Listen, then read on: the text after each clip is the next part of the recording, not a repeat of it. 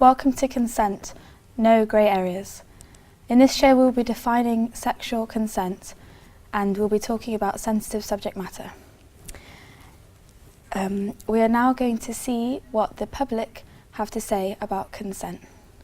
Let's see what they have to say. How do you define sexual consent? I define sexual consent as two people being in agreement of kind of what's going on. Like, you have to say if they're okay or comfortable in the situation.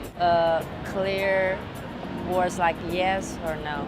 I think with physical consent, there's kind of like a grey area, and it's really hard because it's kind of like you're reading someone else's body language, and your perception of someone else is completely individual and different. If you feel any resistance to someone or like any signs of like not wanting to do it, you should just stop. The best option is to have it verbal, but it can also be physical. Be in a safe, healthy relationship, you know, there should always be the space for a yes or no answer. Well, I feel like sex in relationship is important. If you're not ready for it, maybe you're not ready for a relationship. Like, if you don't want to in that moment, you don't have to. And I don't think a marriage defines that at all, no. I'm joined here today with two student union representatives, Sally and Katoon. Thank you for joining us today. So we saw what they had to say about consent. What is your definition? So consent is a freely given positive yes, and it's something that's given when you have the capacity to do so. So you're not under the influence of alcohol or any other drugs, and you're also not being bullied or coerced into some act. Yeah. Okay. So we did a social experiment, but we'll look at that later. For now, we're going to look at some experiences that some young people have had with this topic.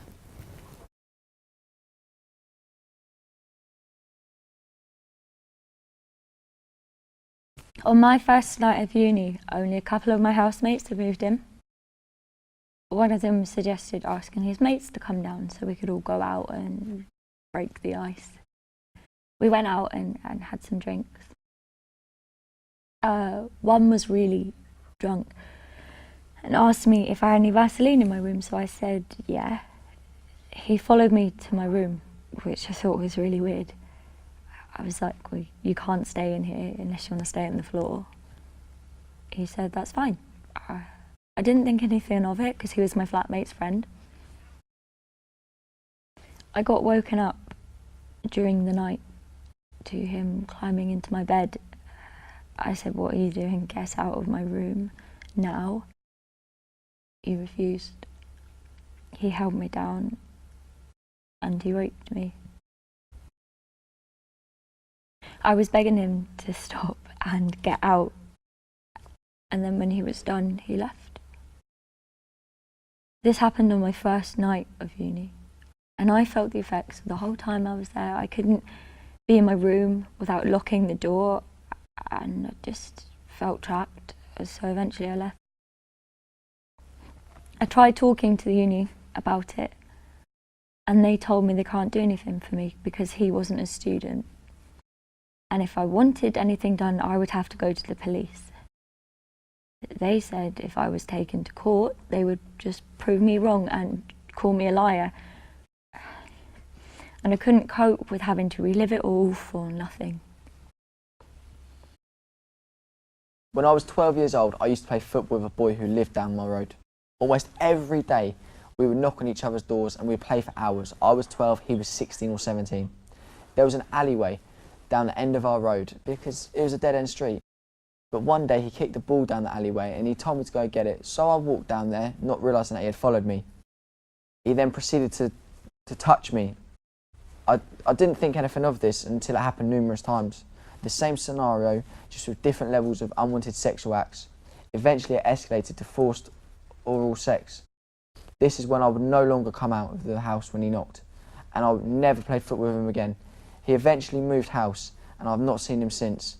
I never told anyone about this, and I really should have done. I really regret the way I handled the situation. I really wish I could go back and tell someone who maybe could have helped. I had sex with someone earlier that day, And when I mentioned this to people at uni, they said it would discredit my case and the court would just say that I regretted it and I wasn't raped.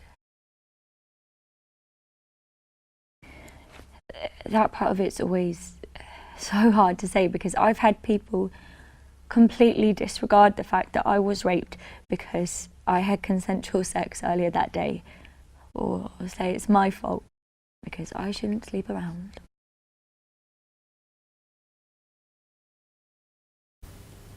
So how important would you say it is for people to understand what consent really means before heading off to university? It's extremely important because university can be such a tricky time, you have lots of new experiences. But I think as a whole society we're really let down by the little amount of education we get on consent. And I think if we want to tackle sexual violence, we have to work at it together as a society and educate ourselves. Yeah, that's true. Thank you. And now we're going to look at some social experiments that we did, giving young people scenarios to place on a consent board. Let's take a look.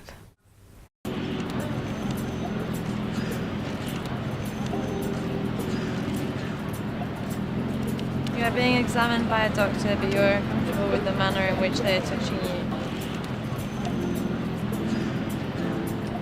You are being examined by a doctor, but you are uncomfortable with the manner in which they are touching you. You and your partner are both drunk and have sex.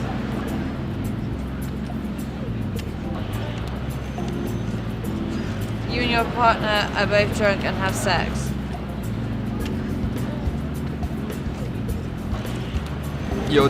You tell your young child to get a friend of yours with a kiss.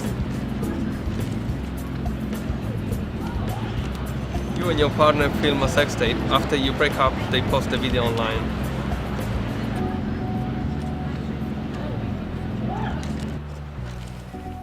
I found that really interesting. What did you think of these responses? Well, just to build on what Kathyun was saying before, I think it's really telling that we do lack a general education about consent. There was obviously no consensus within that experiment between all the people doing it on what was and wasn't consensual, so some people must be getting it wrong. Literally, there's so many different views.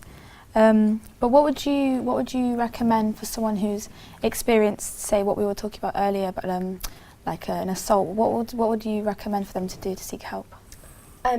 I would say that there's a lot of support out there. There's organisations like Rape Crisis that you can go to that are always on your side. But also, if you're a university, you can use a reporting system. You can talk to the counselling service because there's people here to support you. Okay, and what about more of a short-term and immediate reaction? What would you say to do? Well, like Kathyun mentioned, the Tell Someone reporting tool by UAL is really good. You can go to the police, although that should be absolutely your decision. And if you're at all concerned about going to the police, you can always go to a sexual assault referral centre because they can hold forensic evidence for you while you make a decision about that. Okay. And so I've heard that you're a welfare officer for the SU, Student Union, and would you like to talk about the campaign you started about trying to tackle sexual violence? Yeah. So the Students' Union has been running consent workshops for a couple of years, but it was aimed at societies only, and I decided that actually it should be more accessible and more open, so you can basically have consent training if you're a foundation student, and it's going to be mandatory rolling out this year, so that's really important. Yeah. Okay, well, thank you. That's all we have time for, unfortunately, today. But if you want to follow up on Kathyun's campaign, check the description box and you can have a look online. And if you are affected by anything of the sort, please don't hesitate to contact any of these numbers that will be appearing on your screen, and don't ever feel like you're alone because there are people out there ready to help you. Thank you.